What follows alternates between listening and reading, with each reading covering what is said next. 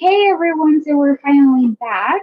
Thank you for everyone who had been so patient with us, waiting for us to finish repairing our servers. Fortunately, we successfully have them repaired, and now we're back on the roll with our webinar series. So just to get back on the wheels, the last time that we paused from our series was when we were discussing about the inside sales associate role. So we're just going to get back on that section, and we're going to discuss a little bit about what exactly is an inside sales associate and what can be expected about that role. We're also going to tackle about the different types of leads that they get to talk to and the types of leads that they get to encounter during the time that they're talking to a lot of people and building up pipeline. And then we're going to tackle the different conversation models that they get to use to qualify leads and build relationships and rapport with these people.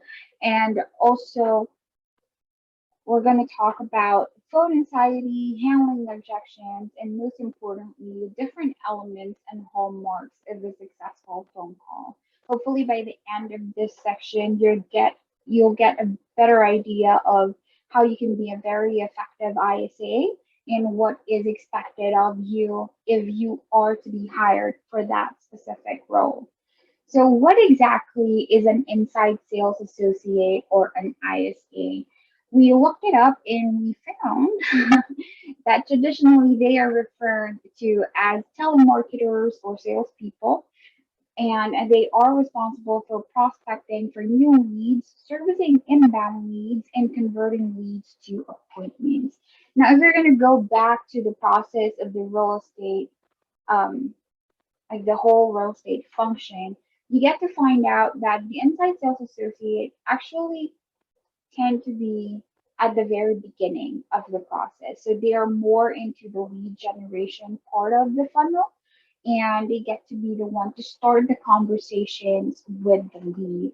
We get to find out that they are the ones who are responsible to really navigate leads and qualify them, that okay, this person, they're ready, willing, able to buy or sell a house, and they can definitely start speaking with an agent right now. Otherwise, they will be the one to also decide that okay, this person is, they better belong on a nurturing category or nurturing stage wherein they can get more information about what else to do and what they can expect, and also that they need more guidance, for example, or they need to speak with a lender instead of an agent. So there's a lot of things and cogs that it runs around during the lead generation part that an inside sales associate is more adept into. Okay, this is what we're going to do, and here's the set of expectations that we have to lay down for the lead or the agent, even so that they can have a very worth it conversation about the next steps of either buying or selling a house. Now, the thing about inside sales associate is that they're very trained, just like mentioned. They get to make a lot of decisions as well once they started talking to a lead, and they also are trained in qualifying leads just by the conversation that they have. You will find that most virtual assistants that tend to be in the inside sales associate role are very spontaneous. They can really build up conversation out of thin air, out of thin air indeed. They are very good at making friends. They're in control of a conversation. They can let you talk and talk, and at the end of the day, they can also make sure that you make the right action as well. And mostly, inside sales associates are also very perceptive on how you react to the conversation. In that way, they also know on how to better approach you, and they get to build really, really good discussion towards a certain goal. So, for example, if they're out on to prospecting for seller leads, or yeah, seller leads, they get to get the leads talking, and they know that at the end of the day we've had to really set that appointment, and this is the next thing that you're going to do. So they're very much in control for those stuff. Apart from that, we usually see ISAs almost synonymous for being an appointment setter. And I think that's something that is to also bear in mind. So apart from making conversations, like I said, they're also really in control of the conversation. So they know when to pull the trigger that, okay, we're going to set an appointment right now. This is what we're going to do. But apart from appointment setting, there's also a lot of different things that run into the position of being an inside sales associate. So you also got they get to prospect not just for setting up appointments, but also for building up on the pipeline. Like, okay, we add those people in the list, and eventually they're going to be a referral sources as well. Or they also get to be on the follow up side of things, wherein they build and nurture relationships so that over time, the market awareness, or so we call it, gets to be bigger for a specific team or for a specific agent. They also get to be the one to manage the database mostly. So, for example, if we're talking about a lot of different tools wherein agents or real estate teams tend to put all of their leads together in one platform, that is a platform that most likely an inside sales associate will manage because they get to be the frontliners to speak with these leads. So there are a lot of things that you can see that are being involved with being an ISA. And there are also different types of an ISA. Usually, when you get to talk to clients, they just say, yeah, I need an ISA right now. But sometimes they are not also as familiar as to what exactly the ISA will do for their team. So, what are the different types of ISAs? We actually have two types of ISAs. One is outbound, and the other one is an inbound ISA. The outbound are those that are those virtual assistants that are more into calling out on the list, or they're doing geofarming, skip tracing, and all those kinds of things. Basically, they have a list of people that they get to contact, they get to talk to, and they start from there. So they build their pipeline from there. We also have inbound ISAs, wherein they're more focused on receiving phone calls rather than making them. They also get to receive emails, text messages, and respond to them in case, for example, that they're receiving questions, for example, for a listing or for a campaign that they recently launched. So it depends. It depends on the client and also depends on the team. If you get to be with a team who is more onto a heavy marketing model wherein they have a lot of different marketing campaigns. Oh yeah, we have like a free home value campaign that we have available, or we have PPC campaigns or pay-per-click ads is what I mean, or we they have like a very good social media marketing install, then most possibly they may have a position open for an inbound ISA. However, if you're going to be working with a team that is more into an ISA model and they depend heavily on ISAs being able to build their pipeline, then more likely you're going to be offered an outbound ISA position where you're going to be expected to have a list, call the list, and be able to convince people that, yeah, this is the right choice to do, to talk to my agent, etc., etc. It usually depends on how your strategies are as a team, basically. And to some, they kind of do both. So you have your outbound and inbound in just one person. They also get to do that. Mostly, actually, for a lot of clients, they kind of put together both whenever they're hiring. For one, it helps because there's just one person who's like managing all the conversations that are going out. Secondly, it's cheaper.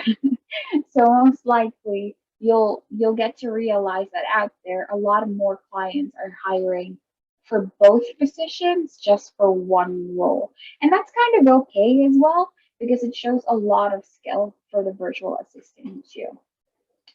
But apart from the ISA having different kinds of roles, what are the types of leads that they also get to talk to? So at the whole umbrella of it, I guess there's just two categories that is there. That is for the buyer leads and the seller leads. Under that are different types of buyer and seller leads. So for example, right here on our slide, we've got three buyer leads. We have the first time home buyers who are more likely they're young couples or young adults who's like, oh yeah, I'm going to buy a house right now. It's time for me to find my own place. So they're not as experienced for those that are buying their second houses or etc. Um, these are people who may have a lot of questions, or if they don't, they're not sure what kind of questions to anticipate on the whole real estate process. We also have our out of state buyer leads, or those that are buying from another state to the state that you're currently marketing in, which means that they would definitely have a lot of things to familiarize themselves to. So they may have a lot of questions, maybe not into the real estate transaction, but a lot of questions about the lifestyle, the community, what is available in the neighborhood that they're buying in, what is going to happen in the area, if things and that. So most likely your agent will have to be definitely open with like being an expert of the local area to be able to show them that this is what happens, this is where you go, these are the local restaurants that I bet you're going to enjoy. Those are some things that will, like, those are some of the things that they would definitely appreciate. We also have online buyer leads, or what they call as iBuyers or e-buyers. These are buyer leads that are relying a lot on search sites and online resources. They get to read a lot of what's available online. And so sometimes they would think that, oh, yeah, I'm okay. I'm well educated with what's going to happen next and the next steps, which would mean as well that they may be well informed, but they may also be missing some of the questions that they didn't even realize would pop up during the real estate process. And then for the sellers, we also have for sale by owners. These are seller leads that are looking to sell their own homes by themselves. So these are sellers that are more into, yeah, I'm okay, I can do it by myself. Um, they're they're heavily reliant on either they have a friend who is a realtor, or they saw somebody selling their house and figure that, yeah, that's easy, I can do that. Which would also mean that they would not have the realization immediately that they would need an agent to sell their home. So there's a lot of persuasion on the conversation once you get to speak with these people. Um, these sellers are more into, I can do it, I don't need you right now. They can sound a little bit dismissive. So it really pays off if you will be able to really introduce to them the value that you have as an ISA and being able to work with the agent that you get to represent. You also have your canceled and withdrawn sellers. These are seller leads or sellers or home sellers that had initially listed with an agent, or even if they're selling on their own. And then they end up, no, they only listed with an agent before, not selling on their own. They listed with an agent before, but apparently it's either that something happened during the time that they were listing with an agent and they end up canceling the listing agreement, or having their houses being taken out of the market. So those are the lot of things that has to be that can be involved on that process. And then you also have your expireds, who's pretty much they've listed with another agent or a different agent, and then they ended up going way past the due of the listing agreement or the expiration date of the listing agreement. Now, if you're going to deal with a lot of a lot of canceled and expired seller leads, you may notice that these sellers are more frustrated.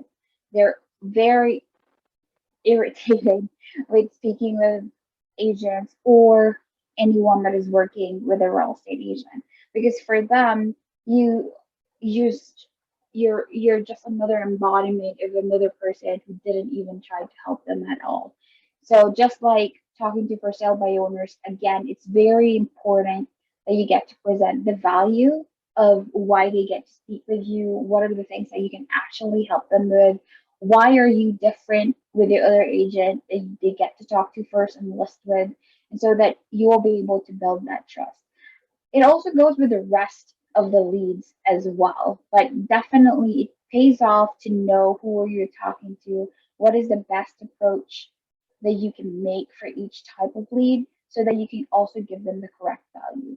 So for example, for the buyer leads, getting to anticipate what their questions are or what their questions may be will definitely help you realize that, okay, if my buyer is coming in from another state, they would definitely love to know more about the neighborhood. And so you get to lead the conversation about that.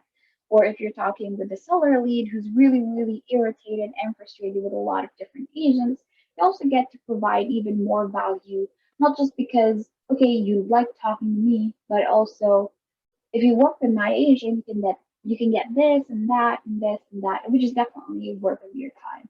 So it really depends, and getting to know these type of leads really, really pays off so that you can get better understanding as well. Now, on that note, there's a lot of things that we get to do to qualify the leads because sometimes, okay, yeah, you enjoyed talking to them over the phone, you enjoyed your conversation, but at the end of the day, the role of the ISA or the inside sales associate is to set up the appointment and also qualify the leads. Are these leads worth the time of your agent to also go out there and show houses or go for a listing agreement? Go for a listing appointment and sign that agreement. And so we have different models for the conversations. The common one that we've had way before is the LPMAMA model, wherein we have location, price, motivation, agent, mortgage, and appointment, which basically stands on its own and the definition is implied as itself. So it is basically a go-to script for probing and qualifying your leads in order to get a clear picture of their motivation. A big emphasis on their motivation right there. In any model that you will have, understanding the motivation of your lead is very, very important. I think we can never specify or emphasize that enough. Understanding the motivation of the person that you're talking to as an ISA is going to give you a lot of benefit because it will let you know where to go next or what to talk about next and how you get to also transition them into talking to an agent. Another models that we get to use during the conversation for qualifying leads and setting up appointments is the ALM model or the ALMS guide.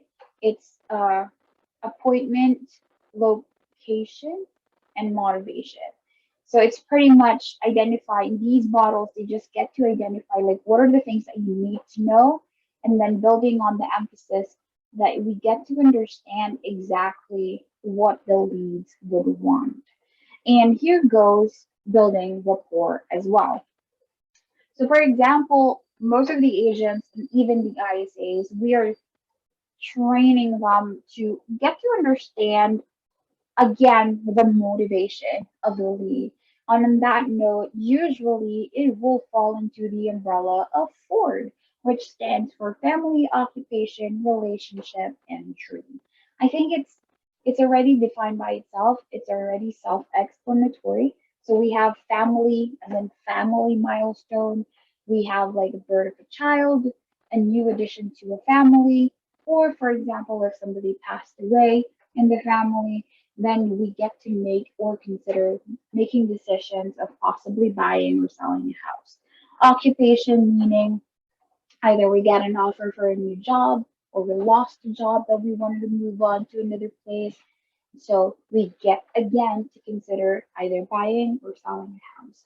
Also, relationship, breaking off, getting married, and reacquainting with friends, or probably just moving on to a new chapter of your life. And then we also have dreams or aspirations. So, for example, some people would tend to be in a very, very busy state or busy city because they would think that there would be a lot more opportunities for them, or that they wanted to move into a long-term dream that they've got to be someplace where there's a beach or someplace that is more quiet and etc. So getting to understand those things and the reason actually as to why our leads gets to make those decisions of buying or selling a house, that will let us know that okay, that is where her emotions is at, or that is what his plans are. And so there goes the time frame, there goes the decision that when I sell a house or when I sell my house, this is what I want to do. Or if they're buying a house, you get to understand better that the reason why they want to buy something is because they want to do that and that. And so you also get to adjust as well as to what value you would want to put on the table, and you get to talk to them. So these are very, very important. But apart from understanding your leads, you also have your own challenges. So I think that's also a given.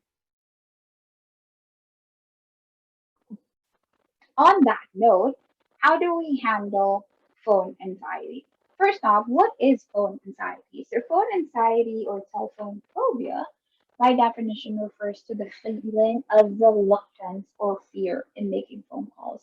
Now, the reason that we added this into this section is that because phone anxiety is very, very common, not just for agents, but also for inside sales associates. The reason why is because they tend to be always on the phone or they get to talk to a lot of people. Even with aspiring ISAs that have been in contact centers, which there's like a lot, they get to also encounter phone anxiety. It is a given because that's a part of the role. You get to talk to a lot of people over the phone. You get to communicate with a lot of people. And when you're getting stressed out because you talk to a lot of different personalities and you make a habit of it, there goes your phone anxiety. But the thing about phone anxiety is that you shouldn't be able to let it swallow you. So we've prepared some of the things or strategies that we also recommend to our ISAs and the virtual assistants that we train on handling phone anxieties. So we got 5 steps or 5 processes that you can definitely use to handle your phone anxiety. We have number one, eliminate your limiting beliefs. So, Chris, what is limiting beliefs? Limiting beliefs are those that sometimes you get to say to yourself that, okay, maybe when I do this, maybe then everything is going to be okay. Maybe if I get a better script, then maybe I can get to close more appointments. Maybe if I get assigned to a different area, then maybe I can get to get better results. And those are limiting beliefs because immediately we're trying to stop ourselves from having a successful conversation. The secret is to always try and prevent the use of wrong imaginations. There we go.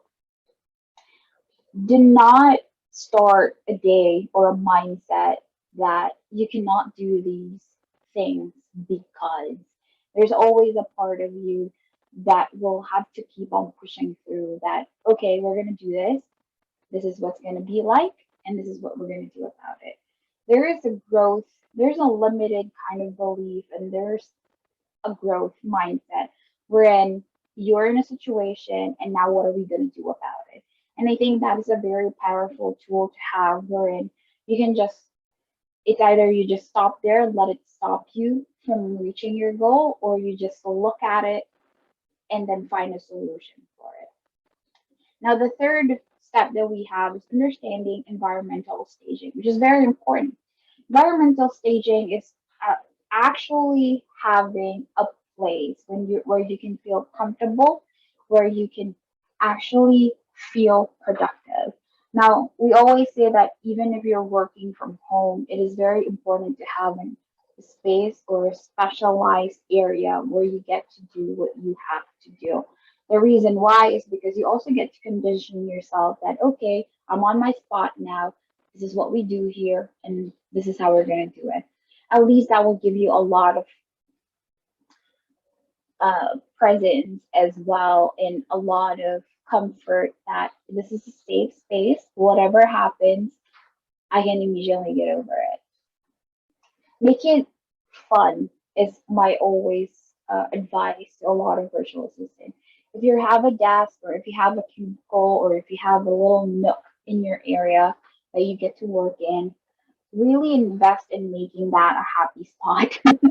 I think based on experience, even when I'm working at home or when I'm in the office, I think that's kind of like a secret tip that I always have, because at least when you get to see things that make you happy, even though work can be a lot of stress, at least you know that, okay, this is my safe spot, this is my thing. And that definitely helps build you up, even if you're having a bad day. Put some photos of your family. Um, Remind yourself of why, put a frame of your favorite coat, put a little stuffed toy on your desk if that makes you happy. And that would definitely help with a lot of anxiety as well. Practicing mental staging. As much as it's important to have environmental staging, mental staging can definitely help too. Like I said, having yourself condition that, okay, this is what we're going to do for the next couple of hours, it will definitely help you to find time to be like, I'm ready, this is it, and this is what we're going to do about it.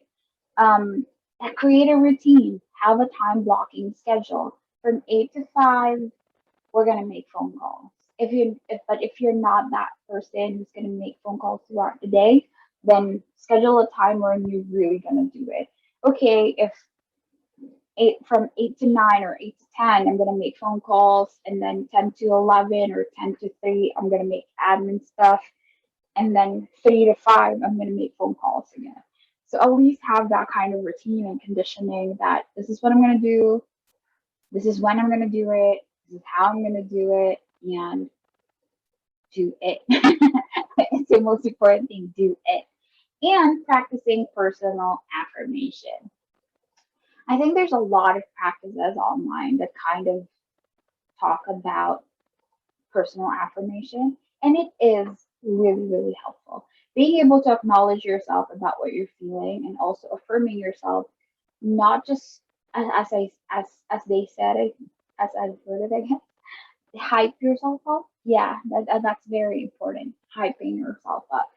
It just doesn't boost you up to feel good, to have like feel good vibe, but it definitely boosts your confidence as well. And as you know, confidence is very important when you're making phone calls, especially as an inside sales associate. There are a lot of things that you can get away with if you're confident with what you're saying. You need to believe yourself in order for other people to believe in you. And in this kind of business and in this kind of position, having people be persuaded and influenced with what you tell them is definitely something that you can leverage on to build on pipeline for your agents. So really do that. If you have any questions about phone anxiety, or you need somebody to talk to, please feel free to comment or message us on our group. We definitely love to talk to you guys about it and give you some more tips about that as well. Apart from acknowledging your own dilemma and anxiety, we also have acknowledgement for our leads as well, because sometimes, in as much that you are having anxiety to talking to them, they may feel a lot of things too talking to you. As we've talked about previously, the different types of leads, you'll know that there, and also their motivations, you'll know that there are also a lot of things that are involved in the process by now, in the process of making decisions to buy or sell a house. And if you're going to be able to think about it in a more perceptive way, you'll get to realize that buying or selling a house is actually a big financial decision. So you'll know that there's a lot of things that are involved to it prior to them to just making the choice, okay, yeah, let's do it. So for example, here on this second to the last slide that we have, we've written down 5 things that could definitely help you out in acknowledging and empathizing with your leads as well. So number one is listen. Now, let's emphasize that that's just not listening or going in one ear and going out to the other. The thing that we're talking about listen here is active listening. We really get to understand as to what exactly your lead is saying. If she's saying that, what does she mean, and how can I help her best? So it's very important that we take notes if we can, or really, really listen in and tune in as to exactly what is happening in the conversation, and asking probing questions. Probing questions, qualifying questions, and questions that are actually relevant to the conversation. Don't ask them something that is not talked about. Um, really ask them the right questions. When we say right questions, that is something that will lead you somewhere that is worthwhile. It's not just because, oh yeah, I'm curious. But there has to be a purpose as to why we're asking questions. Also, acknowledge the situation. So, yes, she's frustrated. Yes, she's irritated. It is very important to acknowledge those kinds of feelings. We don't get to put oil in the fire and make them even more angry, but we get to acknowledge that and let them know that number four, we get to also offer solutions and alternatives. Number three and number four is kind of something that goes hand in hand, actually, all five of them. But once we acknowledge something, it's very important that we also offer a solution or an alternative. Again, the, it is very important that for every conversation that we have, we build on value over the conversation. It should be valuable. It should be important. It should be worthwhile that they get to speak with you and your agent that you're representing with, so that at least you get to appease the problems, the issues, the questions that they've had. And talking to you will be the best thing that happened today. It's because of that and that initiative that a lot of ISAs are very, very successful and well rewarded with their role, because they get to identify the problem, acknowledge the issue, and provide solutions to the people that they get to talk to.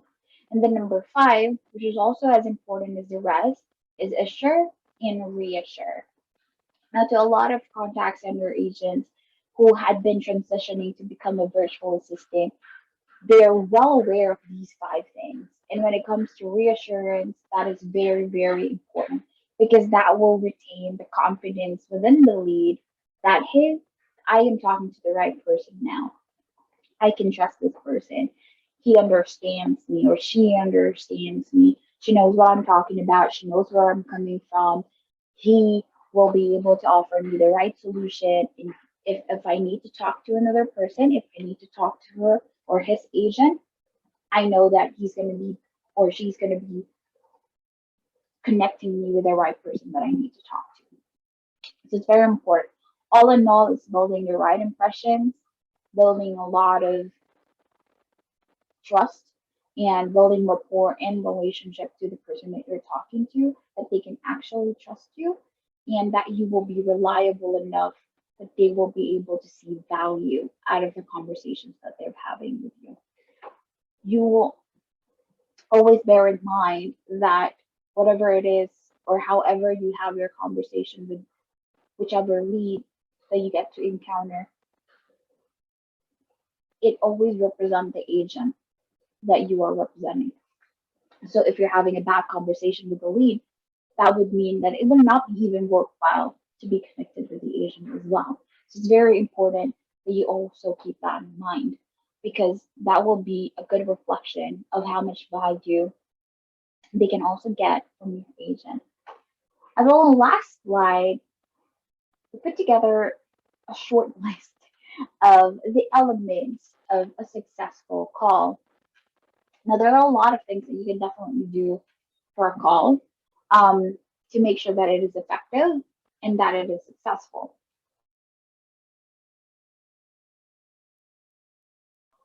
For one thing, to sum it all up, we've got connect, discover, recommend, and close. Now, we will make sure to give you a good outline of what goes under these, but to give you a good preview of what on the list goes for these four elements, we have connect, wherein you get to really,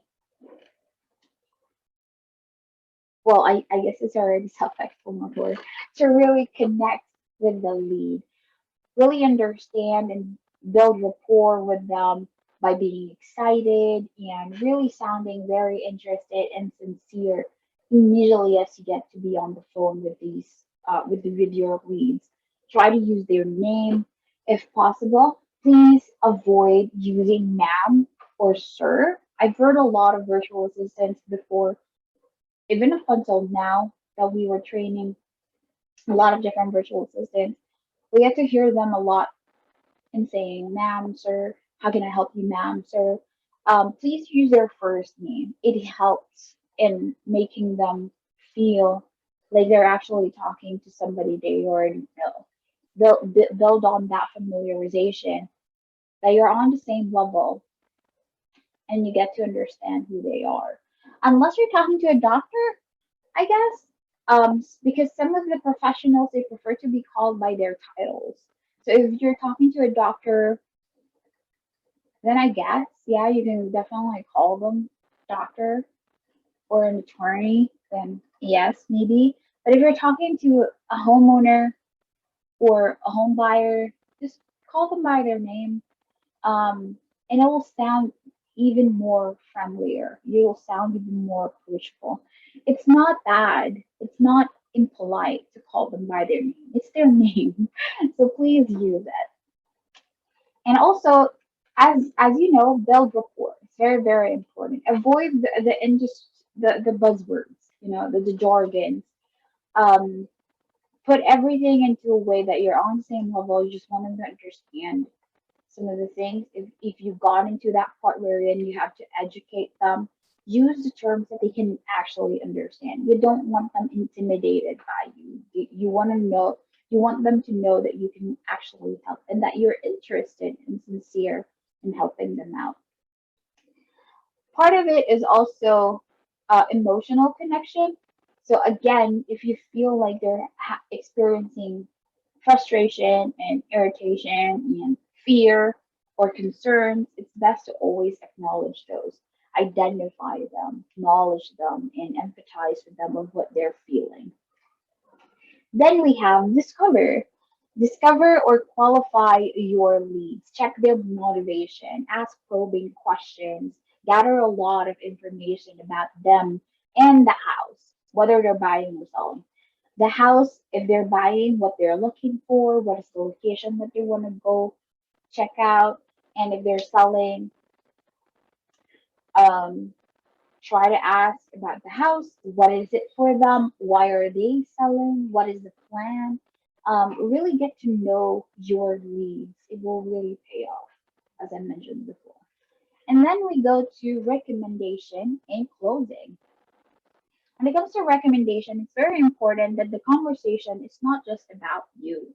So whenever you recommend solutions and alternative, always let them know and emphasize the value. Here we go again with the value. Really provide them a good value out of your conversation. Go for the extra mile. Show them what is in it for them. That's very, very important. Nobody is going to invest into something that they're not going to get anything out of. So it's very important that you really show the value of communicating with you, conversing with your agent, and the whole value of the conversation all in all. And when we get to close for an appointment, always set the right expectation. That is very, very important. So what's going to happen next? When is the call? When is the next call going to be? Who am I going to speak to? When are we going to speak? How are we going to talk to each other? Are we going to text each other? Are we going to call with each other? Um, it's very important to set the right expectations because it's going to eliminate a lot of different uncertainties as well. So, for example, if I'm going to tell you right now, hey, I'll call you tomorrow. Okay, that's cool. So, tomorrow when? There's a lot of questions on there. You're going to call me tomorrow when? where are you gonna call me? Are you gonna call me on a DM, on my phone, on my home phone, or are you calling me in the morning, in the afternoon? Do I have to prepare anything for our next call? And with those uncertainties, a lot of other things can happen along the way. Does that mean I don't need to talk to another agent anymore? Does that mean that you're going to be my agent? When I call you or when you call me, do I have to sign anything? And that's also a good question. Who's going to call who? Are you going to call me? Do I have to call you? Do I have to text you if I'm available? So be sure to be able to set the right expectation, and that will eliminate the uncertainties and also ensure that them believes that you know what you're talking about and you can really guide them to the whole process without them batting an eye of like what's going to happen next, or do I have to talk to somebody else, do I need to talk to somebody for a second opinion. So just to help you out with these elements, we've actually prepared a little bit of like a checklist that can also guide you for a successful call. Now, reminder, even for scripts, not all scripts or checklists has to be followed to a T. That's very important reminder for everybody. Please be creative, you know, and spontaneity is very important for being an ISA as well. Really play around your own cards where you're more comfortable with. Show your authentic selves. Despite all of the tips that we have, it is very important. You also get to showcase and display who you really are, because that will give a very genuine tone to the call as well. And that will increase the chances of them trusting you even more. But yeah, we'll share you that checklist, and also we'll try to share scripts.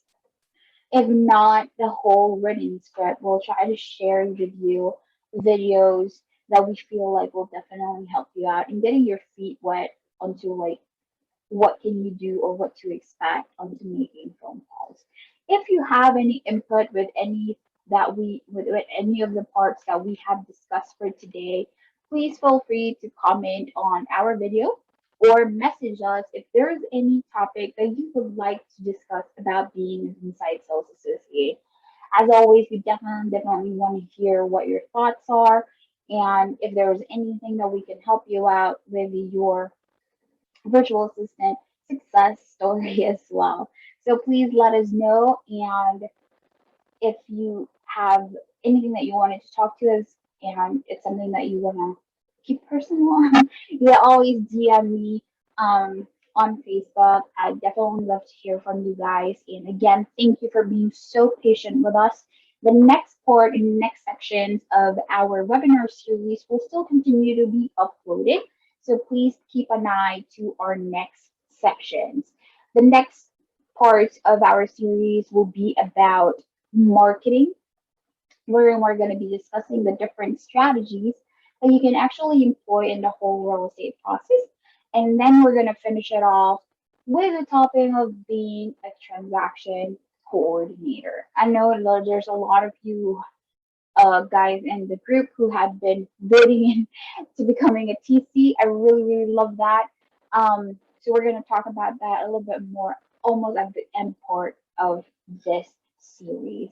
Thank you so much for watching the video, for this video. And yeah, we'll see you again soon.